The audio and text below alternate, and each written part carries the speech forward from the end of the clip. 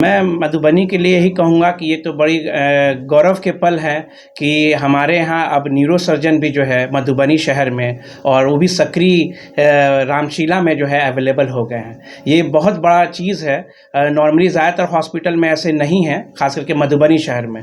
दरभंगा में तो कुछ लोग अवेलेबल हैं, मगर मधुबनी के लिए बड़ी बात है। देखिए, सप्ताह में ये सैटरडे के दिन बैठेंगे, ठीक है, मगर ओटी की अगर ज़रूरत पड़ी, किसी मरीज़ के अगर दिमाग में जो चोट लगे, दिमाग के अंदर खून बह गया, या बीपी शंटिंग हो गया है, या कोई ट्यूमर हो गया, तो उसके लिए ओटी के लिए पर डे अवेलेबल रहेंगे, मतलब ऑपरेशन के लिए पर डे अवेलेबल रहेंगे। और ओपीडी के लिए सैटरडे के दिन ये अवेलेबल रहेंगे, दिन के 10 बजे से लेकर के 3 बजे तक। यानी न्यूरो रिलेटेड अगर किसी को परेशानी होती है तो अब इस अस्पताल से बाहर नहीं जाने की ज़रूरत नहीं है। और शनिचर के दिन जो है ये आपको आना है और ओपीडी दिखाना है। डॉक्टर शहनवाज इन्होंने जो है एम्स से, जो है एम्स पटना से इन्होंने एमसीएच न्यूरो सर्जरी करा है। नमस्कार, आदाब। मैं डॉक्टर शहनवाज आलम।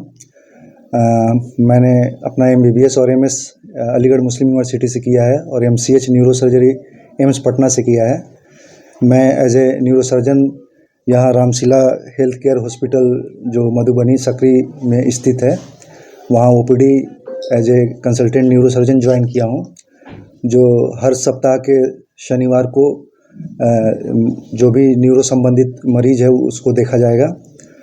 और हर सैटरडे को हर सैटरडे को एवरी वीक सैटरडे को रहेगा, ठीक है ना। टाइमिंग रहेगा सर? टाइमिंग रहेगा 11 AM to 2 PM तक, 11 बजे से 2 बजे तक। जो भी न्यूरो और स्पाइन से रिलेटेड जो डिजीज़ होते हैं, जैसे जो मिर्गी के लोग होते हैं, ब्रेन ट्यूमर के पेशेंट होते हैं, एक्सीडेंटल केस होते हैं, स्पाइन में जिसे लकवा मार दिया जाता है, जिसको आमतौर में लोग बोलते हैं हवा लग गया, ठीक है ना, ऐसे पेशेंट के लिए हम कंसल्टेंट के लिए अवेलेबल रहेंगे यहाँ हर सैटरडे। आज सर आपने जो पेशेंट को देखा, हाँ, किस तरह के पेशेंट? आज जो हॉस्पिटल मैनेजमेंट की तरफ से आज एक फ्री कैंप का आयोजन किया गया था, जिसमें अप्रॉक्सीमेटली 80 to 90% पेशेंट रजिस्टर्ड हुए थे, जिसको फ्री ऑफ कॉस्ट देखा गया। और उस पर जितने इन्वेस्टिगेशन थे उस पर 50% डिस्काउंट भी हॉस्पिटल एडमिनिस्ट्रेशन की तरफ से प्रोवाइड कराया गया है। आजकल सर देखा जा रहा है कि न्यूरो की भी समस्या बढ़ती जा रही है। जी जी। और ऐसे में पहले की अपेक्षा, पहले की तुलना में जो लोग हैं वो टेंशन कुछ ज़्यादा लेने लगे हैं, तो लगता है कि नहीं न्यूरोलॉजिस्ट से एक बार मिलना चाहिए, परामर्श लेना चाहिए। और ऐसा क्यों हो रहा है? नहीं, आजकल के जो आधुनिक युग है उसमें बहुत सारे जो मूड रिलेटेड डिसऑर्डर्स होते हैं आजकल के लोगों में बहुत ही आमतौर पे पाया जाता है। इस कंडीशन के लिए न्यूरो एक बहुत ब्रॉड टर्म है, जिसमें न्यूरो सर्जन होते हैं, न्यूरोलॉजिस्ट होते हैं। क्या है सर, ऐसा क्यों? बहुत सारे जो फूड हैबिट्स होते हैं लोगों के खान पान में, बाकी वर्किंग आवर होते हैं, लाइफ स्टाइल मॉडिफिकेशन की बहुत आवश्यकता होती है। इसके साथ साथ जो न्यूरोलॉजिस्ट, न्यूरो सर्जन के साथ साथ जो न्यूरो साइकेट्रिस्ट है वो भी हमारे पास आने वाले हैं कुछ दिन में। अच्छा, तो एक और अहम सवाल है, बहुत सारे ऐसे लोग हैं जिनके सर में हमेशा दर्द बना रहता है, तो ऐसे इस कंडीशन में क्या न्यूरोलॉजिस्ट से मिलना चाहिए? देखिए, सर दर्द का बहुत कारण होता है, ठीक है ना। जो मोस्ट कॉमन जो यंग जनरेशन में जो कारण होते हैं उसको हम लोग माइग्रेन बोलते हैं, ठीक है ना। बाकी जो यंग जनरेशन के जो लड़के होते हैं उसमें टेंशन हेडेक होता है, क्लस्टरिंग हेडेक होता है। लेकिन जो महत्वपूर्ण कारण होता है जिसको हम लोग ब्रेन ट्यूमर बोलते हैं या कैंसर बोलते हैं, तो कोई भी सर दर्द को हल्के में नहीं लेना है, ठीक है ना। कंटिन्यू है तो जल्द से जल्द अपने जो नज़दीकी जो डॉक्टर है उससे कंसल्ट कीजिए। जो एप्रोप्रिएट इन्वेस्टिगेशन होगा वो डॉक्टर कराएंगे, क्योंकि स्क्रीनिंग टेस्ट बहुत इंपॉर्टेंट, जिसको हम लोग नॉन कॉन्ट्रास्टिटी बोलते हैं, ठीक है ना। उससे पकड़ में आती है बीमारी। जो सिंपल होती है वो तो हम लोग ड्रग से कर देते हैं, लेकिन कभी कभी छोटे छोटे ब्लीड हो जाते हैं, कभी ट्यूमर होते हैं, उसके लिए ऑपरेटिव इंटरवेंशन की ज़रूरत पड़ सकती है। और भी कोई न्यूरो रिलेटेड डिजीज है क्या, कुछ पता? हाँ, बहुत सारे हैं। लोगों को पता नहीं चलता है कि नहीं हमको इस कंडीशन में, जैसे ओल्ड एज में जैसे बहुत सारे कॉमन डिजीज होते हैं, जो लोग बोलते हैं याददाश्त चला गया है, एबनॉर्मल हैंड मूवमेंट होता है जिसको अल्जाइमर्स डिजीज़ बोलते हैं, पार्किंसनिज्म हो गया, ये सब सारी चीज़ का जो न्यूरो फिजिशियन इलाज करते हैं। लेकिन न्यूरो सर्जन जो होते हैं वो क्या होता है, जैसे एक्सीडेंट हुआ, इमरजेंसी में ब्लीड हो गया, उस कंडीशन में ब्रेन खोलना हो, स्पाइन में ट्रॉमा हो गया, गोली लग गया स्पाइन में, उस कंडीशन में न्यूरो सर्जन की ज़रूरत पड़ती है, ठीक है ना। पैरालिसिस अगर होता है उस कंडीशन, हाँ, तो न्यूरो में मेन जो होता है गोल्डन आवर माना जाता है, जो 6 to 8 आवर्स मानते हैं। टाइम इज़ मनी, तो जो टाइम पे जो पेशेंट हॉस्पिटल में आ गया, जल्द से जल्द डिसीजन ले लिया, तो रिकवर होने का चांस बहुत संभावना बढ़ जाती है। अच्छा सर, एक अच्छे ब्रेन हेल्थ के लिए जी जी, अगर स्लीपिंग की बात किया जाए, कितना देर सोना चाहिए? 7 to 8 आवर्स जो ऑप्टिमम जो स्लीपिंग आवर्स एडल्ट के लिए, जो भी है, हाँ सारे लोग 8 आवर्स मैक्सिमम।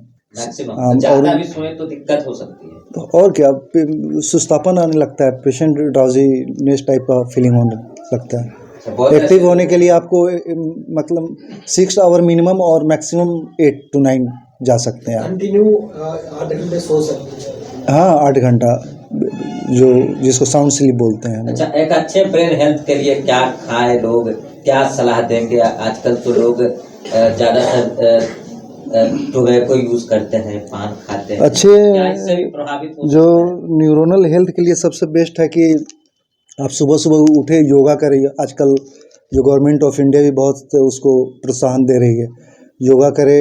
और जो भी ग्रीन वेजिटेबल्स है, जो जिसको सैलाड्स बोलते हैं, वो लें। और जो ड्राई फ्रूट्स है उसका भी सेवन कर सकते हैं। और जो इलेक्ट्रोलाइट्स रिच डाइट्स होता है, जैसे खजूर हो गया, बनाना हो गया, कोकोनट्स वाटर हो गया, इसका सेवन बढ़ाएं, ठीक है ना। बाकी मोबाइल का यूज़ थोड़ा सा वो ज़्यादा प्रेशर कम करें। अच्छा, बच्चे अगर मोबाइल यूज करते हैं तो brain related problem? Brain related नहीं, एक्चुअली क्या होता है ना, उसको जैसे आई होता है ना, उस डायरेक्टली ब्रेन के पोस्टीरियर ऑसिपिटल रीजन से कनेक्टेड होता है। तो ऑसिपिटल हेडेक का बहुत ज़्यादा संभावना वैसे बच्चों में पड़ जाता है। तो यूज करना है, लेकिन ऐसे नहीं कंटिन्यूअस आप 4 घंटा 5 घंटा मोबाइल चला रहे हैं, ठीक है ना। सवाल है कि खास करके एक्सीडेंट होता है जी जी, और पेशेंट जो है बेहोश हो जाते हैं, जी जी, उस स्थिति में क्या करनी चाहिए? उस स्थिति में आपको, जैसे क्या होता है ना, कोई भी हॉस्पिटल होता है उनके पास ट्रॉमा टीम होती है। ट्रॉमा टीम में बहुत सारे लोग होते हैं। सबसे पहले फिजिशियन होते हैं, जनरल सर्जन होते हैं, उसके बाद जो सुपर स्पेशलिटी वाले का काम आता है। तो आपको नियरेस्ट जहाँ ट्रॉमा फैसिलिटी अवेलेबल है वहाँ ले जाएं, वो लोग इवेल्युएट करेंगे। ट्रॉमा में बहुत सारी चेस्ट एक्सरे होता है, पेट में इंजरी होती है, साथ साथ में अगर ब्रेन का इंजरी है तो उसमें न्यूरोसर्जन कंसल्टेशन ज़रूरी है। सबसे पहले जो 3 चीज़ होता है, ABCD। सबसे जो ट्रॉमा में ए होता है, एयरवे प्रिवेंट करना होता है। ट्रॉमा का पेशेंट आ रहा है, बेहोश पड़ा हुआ है, तो आपको लेटरल पोजीशन लगा के मुंह में थोड़ा सा सॉलिड चीज़ वगैरह या कपड़ा वगैरह, क्योंकि टंग बाइट्स का और एयरवे वो रहता है। दूसरा होता है ब्रीदिंग, जो सांस लेता है, जैसे आदमी होता है ना, जैसे CPR देने लगता है, वैसा नहीं करना है। CPR का भी बहुत इंडिकेशन होता है। जैसे CPR जो होता है ना, चेस्ट कार्डियोपल्मोनरी रिससिटेशन बोलता है, उसका उसी कंडीशन में देते हैं जिसमें पल्स एब्सेंट हो जाए, जो कैरोटिड पल्स है। और तीसरा होता है C, जिसको सर्कुलेशन बोलते हैं, उसमें रिससिटेशन करते हैं। आया कोई भी ट्रॉमा का पेशेंट है तो कहीं ना कहीं ब्लीड होता है, तो उसमें IV फ्लूइड चलता है सर्कुलेटरी में। तो ये ABC उसका ट्रिक होता है मैनेजमेंट का। अच्छा, मधुबनी जिला का रामशिला एक बहुत बड़ा हॉस्पिटल है, जी जी, जहाँ सेवा दे रहे हैं, कैसा लग रहा है ये बताइए? एक्चुअली यहाँ पे जितने डॉक्टर हैं वो हमारे कलीग हैं। डॉक्टर फैजुल हो गए, डॉक्टर अब्दाली सर हो गए, डॉक्टर इफ़त, सब हम लोग साथ में अलीगढ़ मुस्लिम यूनिवर्सिटी से पास आउट है। अच्छे लग रहे हैं। काफ़ी दिनों से इन लोग का वो था कि सर 1-3 टाइम दिखे। जी जी, हम मुजफ्फरपुर में ही रहते हैं, वहीं SKMCH में असिस्टेंट प्रोफेसर न्यूरोसर्जन। हफ्ता में 4 दिन तो रहेंगे ना यहाँ? हफ्ते में 1 दिन, महीना में 4 दिन? हाँ महीने में 4 दिन। एक्चुअली क्या है, OPD के लिए सर्विस हमारा रेगुलर है, कुछ OT के लिए भी कुछ इमरजेंसी में आता है तो हम लोग अवेलेबल रहते हैं। न्यूरो की भी कहीं ना कहीं सुविधा आपने बढ़ाया है जी, क्या कहना चाहेंगे? कहना चाहेंगे यही कि बहुत रिक्वेस्ट के बाद डॉक्टर शाहनवाज साहब ने यहाँ 1 दिन का टाइम दिया है, तो ये रामशिला हॉस्पिटल के लिए एक और कामयाबी की ओर है ये। और अब अच्छे से अच्छा ट्रीटमेंट और अच्छे से अच्छे ढंग से यहाँ अब ट्रीटमेंट होगा। जैसे न्यूरो का बहुत प्रॉब्लम है इस एरिया में। क्या पेशेंट आते थे न्यूरो को आते थे, लेकिन हमारे पास अवेलेबल नहीं थे। अब ये हमसे जुड़े हैं, तो ये हमारे लिए, इस हॉस्पिटल के लिए से संबंधित रिलेटेड मुकम्मल इलाज अब होगा यहाँ पे? बिल्कुल होगा। सर्जरी भी की भी बिल्कुल, जरूरत पड़े तो सब कुछ? बिल्कुल। सर्जरी तो पहले भी ऑन कॉल पे ये आते थे हमारे पास। अब ये है कि हफ्ते में 1 दिन ये टाइम देंगे।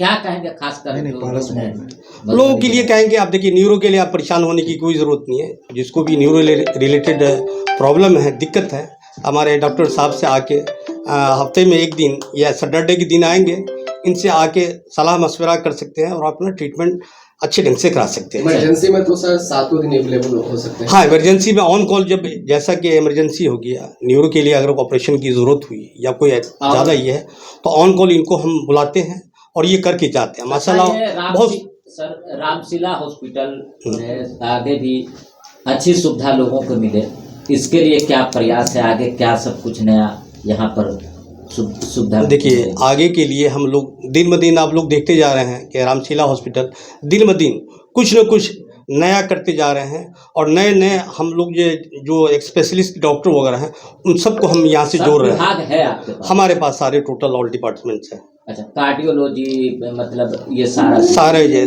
कार्डियो है, न्यूरो है, क्या कहते हैं, हड्डी के लिए, ऑर्थो है, मेडिसिन है, गायनी है, सब तरह के डॉक्टर हमारे, सब स्पेशलिस्ट डॉक्टर हमारे यहाँ। जो आपको मधुबनी दरभंगा में किसी भी हॉस्पिटल में इस तरह की टीम आपके पास नहीं है। अब किसी यहाँ 1-2 है, उसके साथ उस तरह के डॉक्टर नहीं है, लेकिन हमारे यहाँ जो भी हैं सब स्पेशलिस्ट हैं और अच्छे यूनिवर्सिटी से ये लोग करके आए हैं।